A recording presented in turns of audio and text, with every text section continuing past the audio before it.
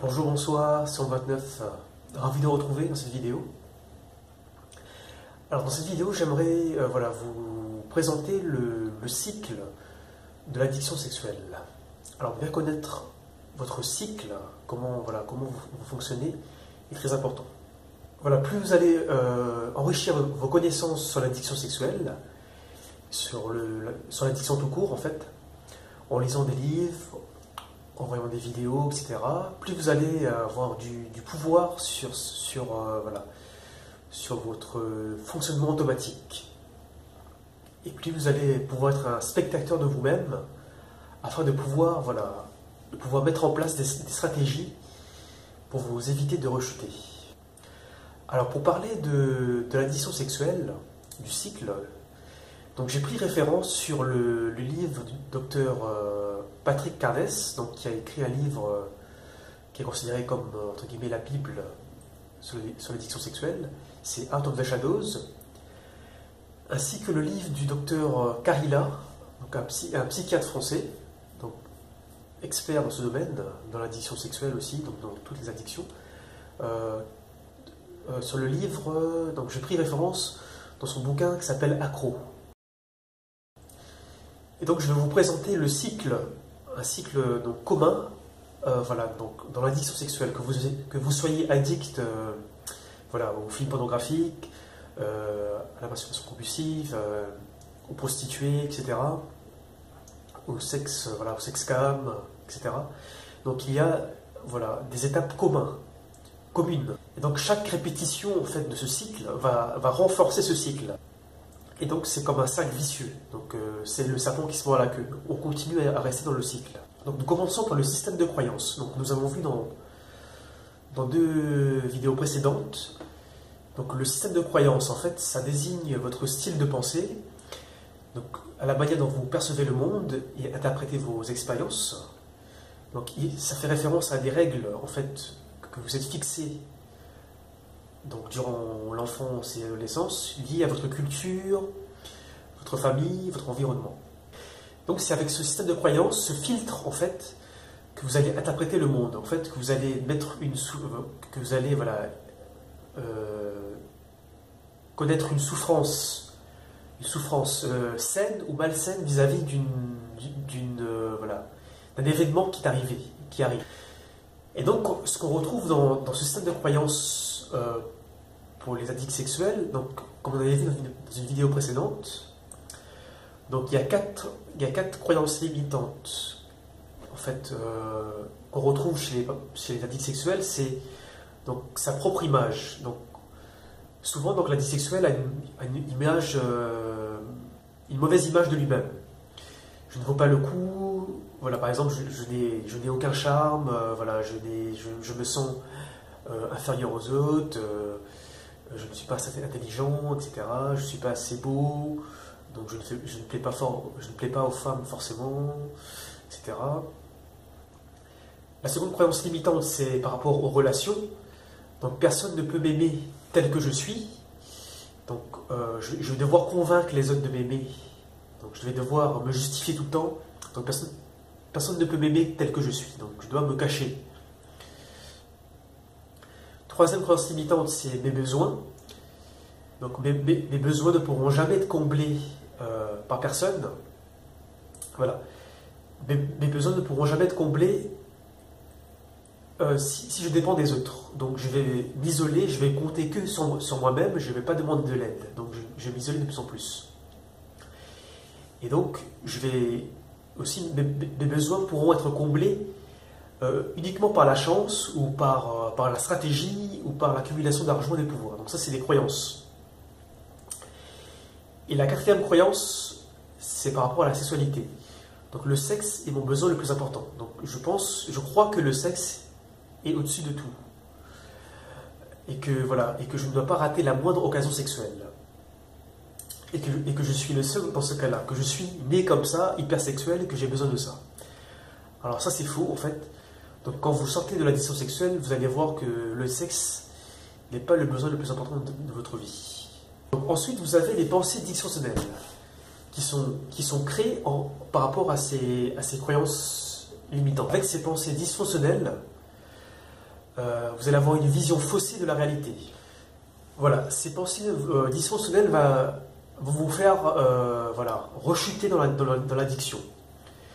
Donc c'est des fausses pensées en fait que vous pourriez avoir, par exemple, voilà, je suis quelqu'un d'hypersexuel, donc j'ai besoin voilà, de beaucoup de sexe pour aller bien dans ma vie. Donc j'ai mérité d'aller voir des films à la fin d'une journée très stressante, donc j'ai pas le choix, donc ça va me permettre de me détendre, parce que je le mérite, parce que j'ai beaucoup travaillé, voilà, et à cause du stress du boulot, etc. Donc je mérite de m'éclater devant des films, ou d'aller voir des prostituées. Donc, ou bien c'est ma façon de me relaxer. Donc sans ça, je ne peux pas dormir. Donc parce que c'est un faux moyen pour se déstresser. Et donc moi j'étais dans ce cas-là. Donc j'utilisais le porno pour me déstresser. Voilà, pour gérer mes angoisses. Comme j'ai une angoisse chronique. Et ensuite, nous avons le cycle de l'addiction sexuelle. Donc ces pensées dysfonctionnelles vont vous faire tomber dans le cycle de l'addiction sexuelle. Donc, et dans ce cycle, qu'est-ce que nous avons? Enfin, excusez-moi. Donc nous allons tomber dans le cycle de l'addiction sexuelle.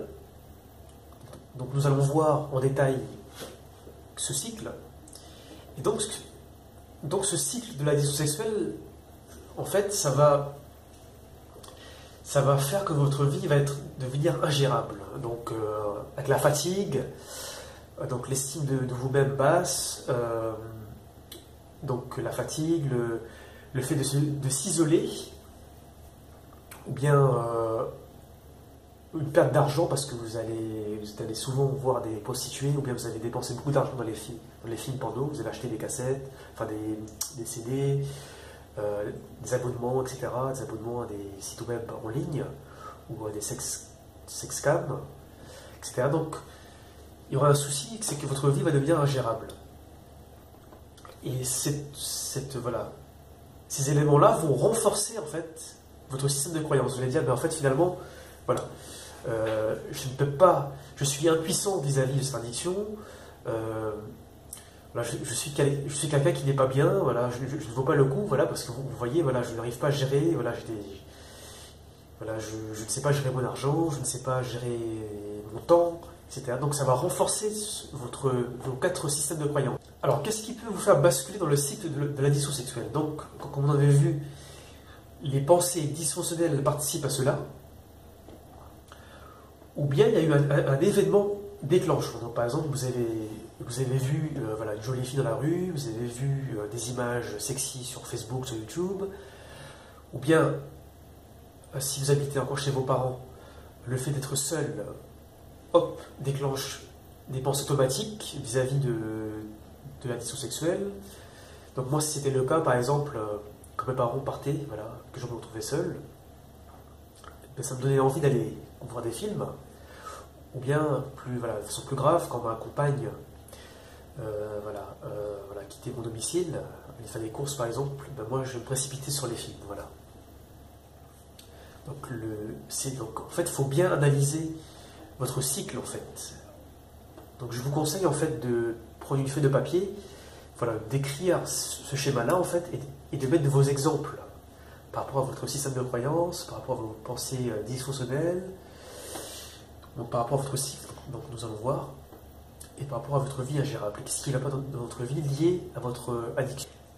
Et même ce qui est subtil, en fait, c'est que même des pensées positives, comme par exemple, si vous avez passé une bonne journée, par exemple, vous avez passé voilà, ce qui est très paradoxal, c'est que même des pensées positives, des choses voilà, qui sont arrivées, peuvent vous donner envie d'aller voir des films porno. Vous dites, ah, j'ai passé une bonne journée, je me suis bien éclaté, voilà, j'ai passé une bonne fête. Ben, en fait, ça vous excite aussi, et du coup, vous allez vouloir consommer du porno, en fait. Donc il y a les pensées négatives et les pensées même positives. Donc il faut faire attention à ça. Même par exemple, voilà, même si vous avez passé une bonne journée, ou vous vous dites, ah, j'ai bien travaillé aujourd'hui, ah ben je mérite, vous voyez. Donc c'est des pensées qui ne sont pas adaptées, qui sont dysfonctionnelles. Alors le cycle de l'addiction commence par les préoccupations et les obsessions. C'est que vous allez penser qu'à ça. Et en fait, cette transe va faire que, donc ces obsessions va faire que vous allez vous Voilà. La réalité, en fait, c'est pour pouvoir échapper à la réalité. Voilà. Pouvoir échapper à le stress, à des stress, à des angoisses, etc. Et en fait, ce qui est paradoxal, c'est que ce que recherchent donc les addicts sexuels, c'est la transe, quoi. C'est la partie la plus excitante du cycle. Et en fait, par rapport à ça, ensuite, il y a la partie, c'est la ritualisation. Donc la ritualisation, en fait, va augmenter cette pression, ces obsessions sexuelles. Donc je vais mettre une flèche qui va aller dans l'autre sens. En fait, donc, le rituel, donc c'est par exemple passer dans une rue où il y a des prostituées, c'est par exemple regarder des actrices, même qui ne sont pas nues, mais des actrices voilà, d'Hollywood par exemple, ou bien donc pour vous exciter en fait. Par quoi.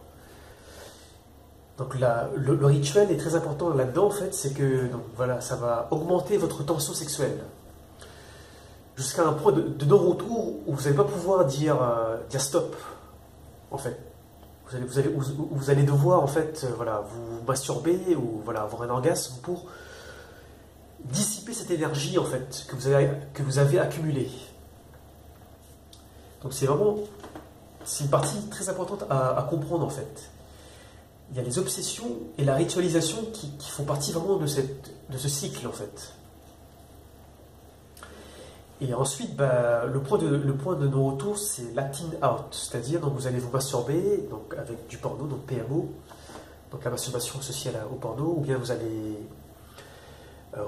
rencontrer des femmes pour avoir du sexe avec elles. Voilà, vous allez rencontrer des femmes sur des sites de rencontres par exemple, ou bien vous allez aller sur des webcams, vous allez vous masturber jusqu'à orgasme devant des femmes qui se dénudent devant vous. Voilà, donc ça peut prendre plusieurs formes. Ou bien par exemple, en fait, vous avez vu une femme dans la rue qui vous a plu, une femme très sexy, et en fait vous allez passer des heures à trouver une scène parfaite, la scène de porno parfaite, avec une actrice qui ressemble à une femme que vous avez vue dans la rue en fait, que vous avez excitée, vous voyez. Donc ça peut passer par là. Et après l'acting out, donc après l'orgasme en fait, donc là, donc ça va vous détendre, vous relaxer en fait après l'orgasme, mais c'est de très courte durée. Après cela, vous allez avoir un sentiment de honte et de culpabilité en fait. Donc vous connaissez cela. Donc par exemple, si vous allez voir des prostituées et vous vous dites mince, qu'est-ce que j'ai fait? J'ai dépensé beaucoup d'argent, mince. Voilà, donc voilà, ou bien vous avez mince, j'ai failli avoir des maladies sexuellement transmissibles avec une femme que je connais pas, ou bien avec des prostituées. Ou bien donc j'étais passé, ou bien voilà, vous allez vous sentir coupable par rapport. Voilà, mince, j'ai passé 3 heures à masturber devant des films ou devant des sexcams. Donc il y a la culpabilité et la honte qui arrive. Et donc, comme je l'ai dit, la honte, ça fait partie de ce cycle en fait. Honte par rapport à votre comportement limite en fait, par rapport à votre comportement lié à votre addiction. Et ce qui va générer du désespoir en fait, de l'impuissance. L'impuissance au sens, vous vous sentez impuissant vis-à-vis de votre addiction. Vous vous dites, je suis impuissant vis-à-vis de ça, je peux pas. Je n'ai aucun moyen de stopper cela. Voilà. C'est parce que je suis faible, c'est parce que je suis moins croyant, etc. Donc ce sentiment de désespoir, en fait, donc on va créer, voilà, ça peut créer de la dépression, ça peut créer, voilà, donc des pensées négatives, etc. Voilà, qui va faire que, en fait, ça va recréer en fait de la préoccupation. Donc vous allez en fait, ça va renforcer ce cycle en fait parce que vous allez avoir des préoccupations, des obsessions pour faire baisser ces angoisses, pour faire baisser ce sentiment de désespoir vis-à-vis de votre cycle.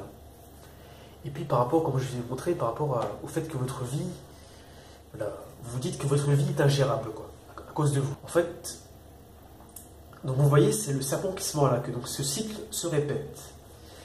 Donc ce cycle va renforcer en fait le cycle que vous voyez plus haut, par rapport à la vie ingérable qui vont renforcer le système de croyance. Le système de croyance va renforcer les pensées dysfonctionnelles qui vont renforcer le cycle. Vous voyez, donc c'est un cycle vicieux.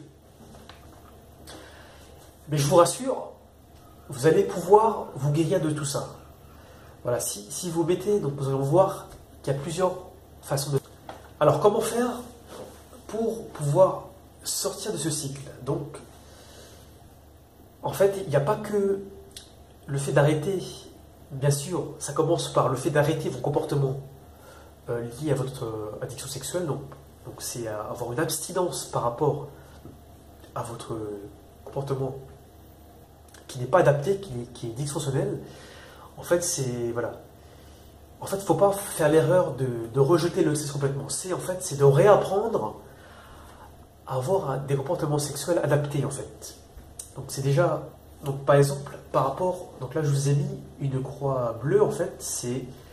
Alors c'est où qu'on peut jouer, en fait, dans ce cycle, pour pouvoir sortir et mettre en place des solutions.